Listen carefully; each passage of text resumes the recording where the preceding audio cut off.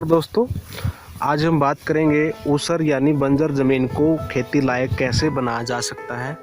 ज़मीन के बंजर होने के कई कारण हो सकते हैं, जैसे तापमान का ज़्यादा होना, बारिश की कमी होना, वाटर टेबल का ऊंचा होना या एक जगह पर पानी का लंबे समय तक खड़े रहना।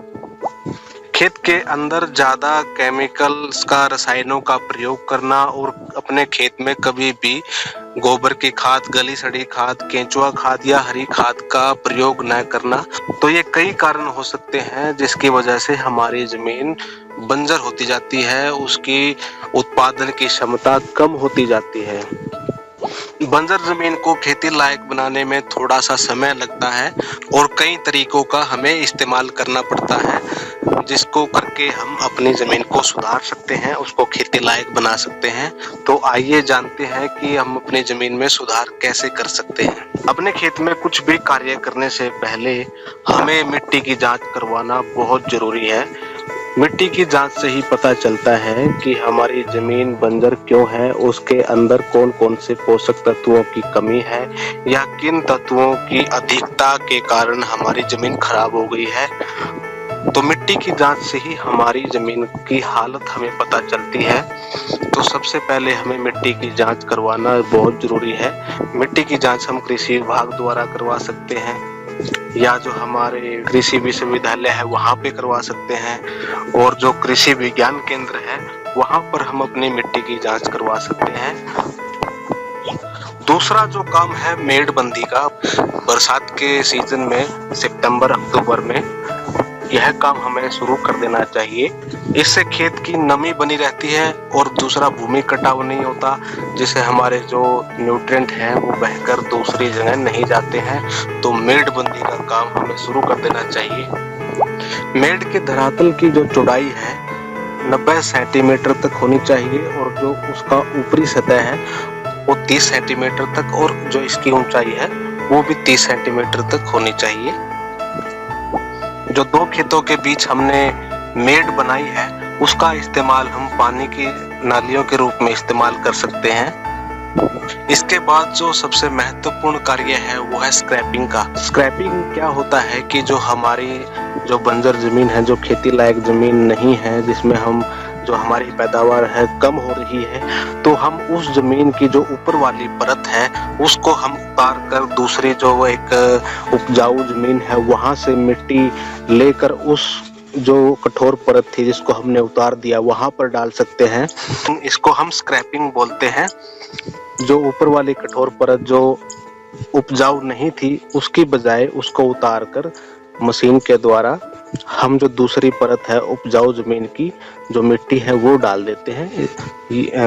इससे हमारी जो जमीन है वो उपजाऊ हो जाती है। इसमें एक ध्यान ये रखना चाहिए कि जिस खेत की हम मिट्टी डाल रहे हैं उसकी पहले से हम मिट्टी चेक जरूर करवाएं कि वो जो मिट्टी हम डाल रहे हैं वो उपजाऊ है या नहीं, उसमें जो आवश्यक पोषक तत्व हैं उनकी मात्रा है या नहीं। उसके बाद जो अगला कदम है वो है अपने खेत को छोटी छोटी क्यारियों का रूप देना। तो उन क्यारियों में जो नमी की मात्रा है, जो कार्बन की मात्रा है पूरे खेत के बजाय ठीक रहती है। अगली जो बात आती है वो है अपने खेत को समतल करने की। खेत को समतल करना बहुत जरूरी होता है, क्योंकि जब भी हम खेत की सिंचाई करते हैं या कुछ अपने खेत के में और भी खाद या कुछ और डाला जाता है तो वो एक जगह पर इकट्ठा हो जाता है अगर खेत समतल नहीं होगा।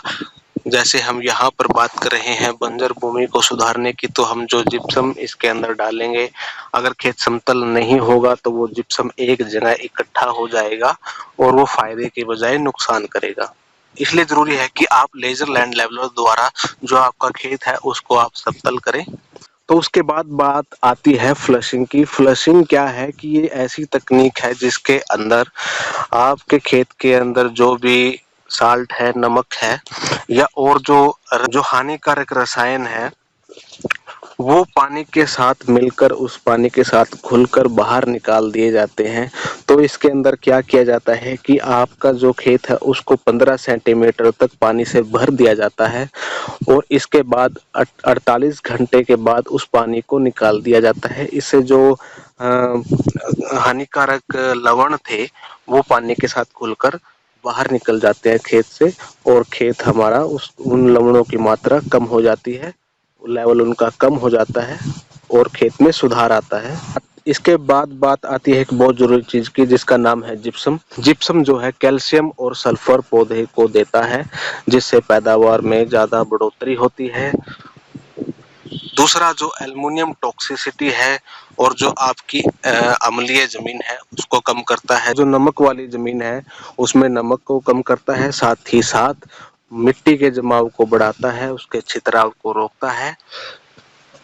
भूमि का जो कटाव है उस भूमि कटाव को कम करता है। ये जमीन की सतह से लेकर पौधे की जड़ों तक पानी को पहुंचाने में मदद करता है। जो पानी का बहाव है सतह से लेकर जड़ तक उसको सुधारता है।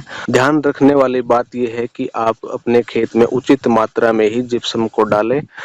ज्यादा मात्रा में डालने पर ये नुकसान भी कर सकता है।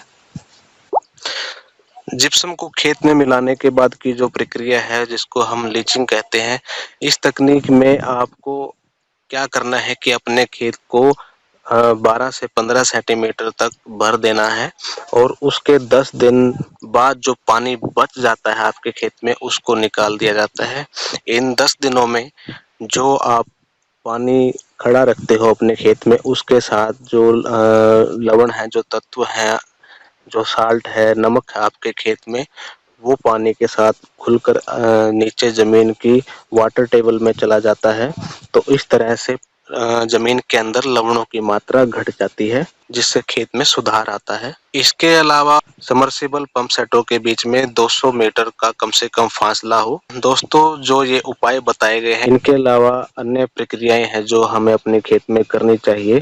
जैसे हम अपने खेत में केंचुए की खाद का प्रयोग कर सकते हैं, हरी खाद का प्रयोग कर सकते हैं, गोबर की खाद का प्रयोग कर सकते हैं और साल में हमें एक बार तो कम से कम जो है हरी खाद वो लेनी चाहिए, चाहे हम ढैंचा लें या कोई और दलहनी हम फसल लें।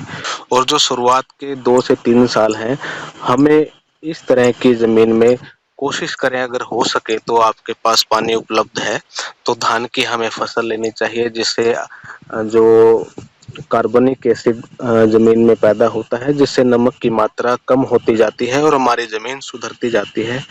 Thanks for watching green organic India.